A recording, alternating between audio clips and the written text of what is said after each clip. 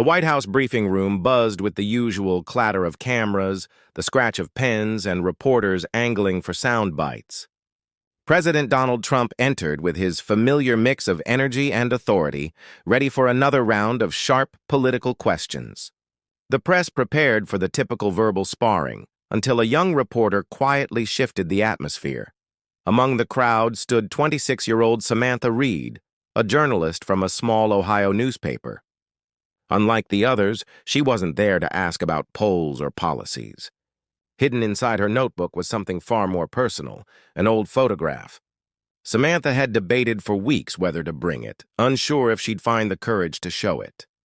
The photo wasn't just a keepsake. It was a bridge to a moment that defined her late father's life. Years earlier, her father, a construction worker, had met Donald Trump during the renovation of a New York hotel. That brief encounter, he often told her, gave him hope during a time of struggle.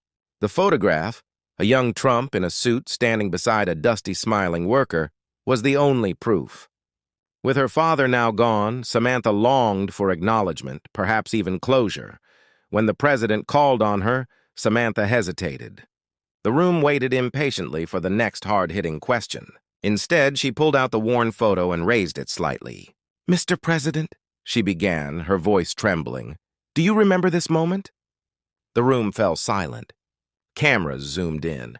Trump leaned forward, squinting at the image. For the first time that afternoon, his expression softened. The photograph showed a younger Trump standing beside a man in a work uniform, Samantha's father with his hand on the worker's shoulder, both men smiling. "Where did you get this?" Trump asked, his voice unexpectedly quiet. "It's my father," Samantha replied, steadying her nerves. "He worked on your hotel project in 1993. He always told me you stopped at the site, shook his hand, and told him he mattered. He never forgot that moment." A murmur swept through the press corps. This wasn't politics. It was something else entirely. "My dad passed away last year," Samantha continued, eyes glistening. "That picture is all I have left of him smiling so proudly. I just wanted to know if you remember him, or at least that day." Trump looked down at the photo for a long moment. "I remember those projects," he said slowly. "And I remember telling the workers something I believed. Without them, nothing stands. Your father, he looks like a man who worked hard." The room grew still. Reporters lowered their pens. Then Trump asked softly, "May I hold that photo?" Samantha approached the podium and carefully handed it to him. He held it with both hands, staring at it longer than anyone expected. His usually animated face turned reflective. "You know," he said quietly, "people see me in headlines and rallies, but these are the moments that truly matter.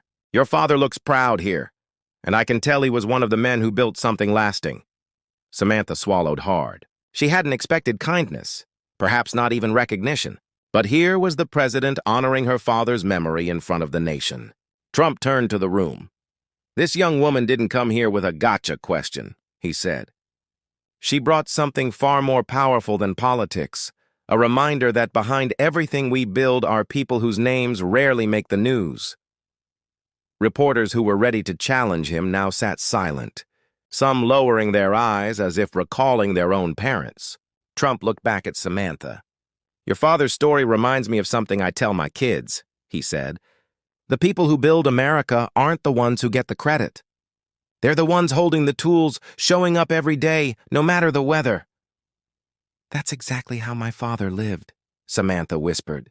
"He never asked for recognition. But that day, when you spoke to him, he said it was the first time someone in power made him feel his work mattered." Trump tapped the edge of the photo thoughtfully. "Maybe that's why this picture stays with me. Words we say in passing can live in someone's heart forever. I meet thousands of people, but moments like these, I always hope they matter. Hearing that they do, it surprises me." The word surprises lingered in the air, raw and human. Samantha felt a rush of gratitude. Her father's memory had just been validated by the very man in the picture. "Thank you," she whispered.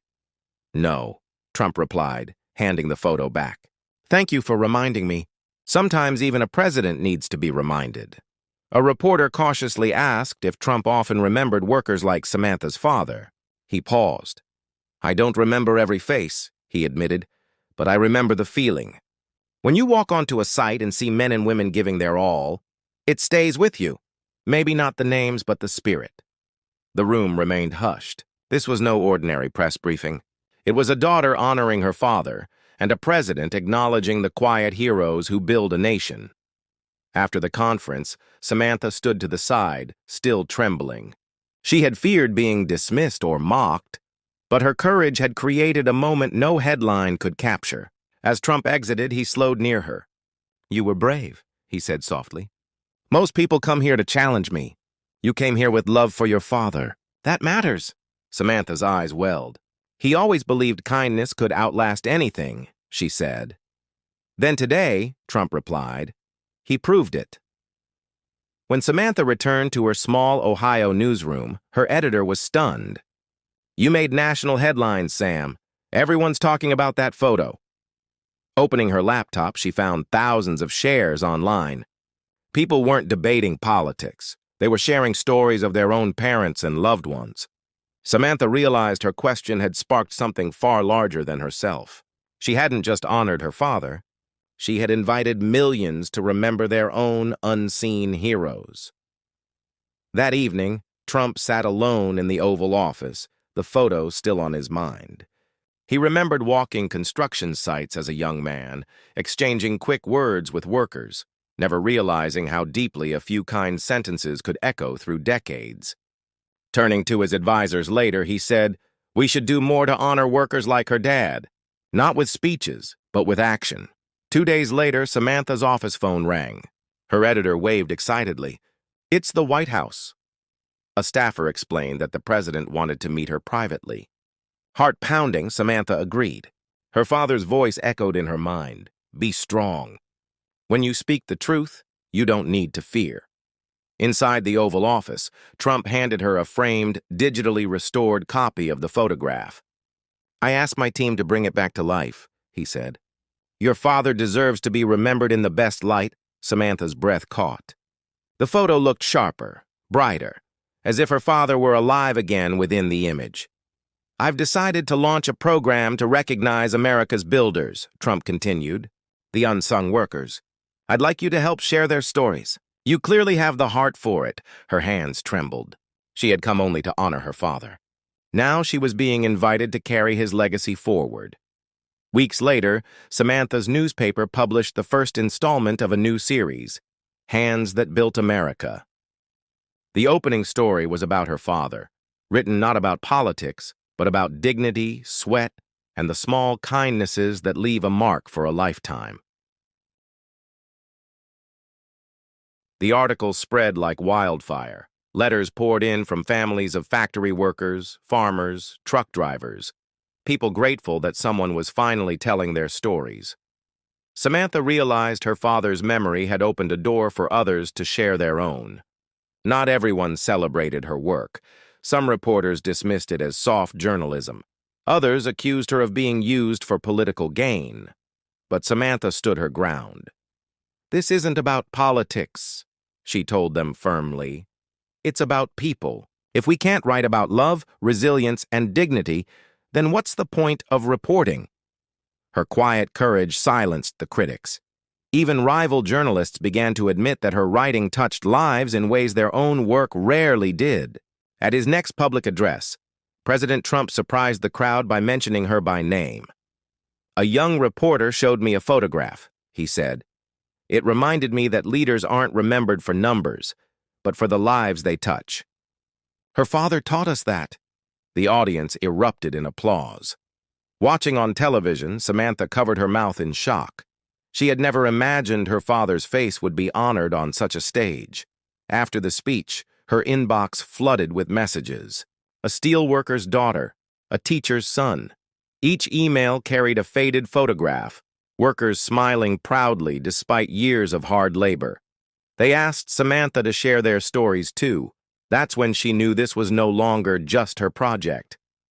It was becoming a movement. One afternoon, while drafting her next article, Samantha received an invitation. The White House was hosting a special ceremony to honor America's workers, and the president wanted her there. Nervous but determined, she traveled to Washington. When she entered the East Room, her breath caught. Covering the stage was a massive mural of worker photographs sent in by families from across the nation. And there, in the very center, was her father's picture. As the ceremony began, Trump gestured toward the wall of faces. "These are the real builders of America," he said. "We stand on their shoulders every single day." Samantha's eyes filled with tears. Her father, a quiet man from Ohio, was now celebrated among hundreds of unsung heroes. She thought of how proud he would have been to see this day. After the event, a reporter asked her how it felt. Samantha answered softly, "It proves that no act of kindness is ever wasted. My father's moment with the president lasted only minutes, but it gave me a lifetime of strength. Words matter. Respect matters." Her words echoed online, inspiring millions. For once, the nation's headlines weren't about division, but about unity, dignity, and gratitude. Samantha's series grew. Other young reporters followed her lead, writing about janitors, bus drivers, nurses, and farmers. Journalism, so often criticized for chasing scandal, had rediscovered its heartbeat. One evening, Samantha's editor smiled at her. "Your father would be proud, Sam," he said. "You didn't just tell his story. You changed the way stories are told." Months later, Trump sat in the Oval Office with the framed photograph resting on his desk. He turned to an aide and said quietly, "That picture reminded me of something bigger than politics. Leaders aren't judged by what they build for themselves, but by what they inspire in others." The aide nodded, sensing the photograph had left a lasting mark on him, not loudly, but deeply. On the anniversary of her father's passing, Samantha visited his grave. She placed the framed photo gently against the headstone. "Dad," she whispered, "you're still changing lives, through your smile, through your work, through the kindness you received and passed on." She stood silently as the sun dipped behind the horizon, reflecting on everything that had unfolded. A single photograph, hidden for decades, had carried love across an entire nation. And in that moment, Samantha understood something profound. The greatest stories aren't about presidents or politics. They're about ordinary people who live with quiet dignity, reminding the world that even the smallest moments can echo forever.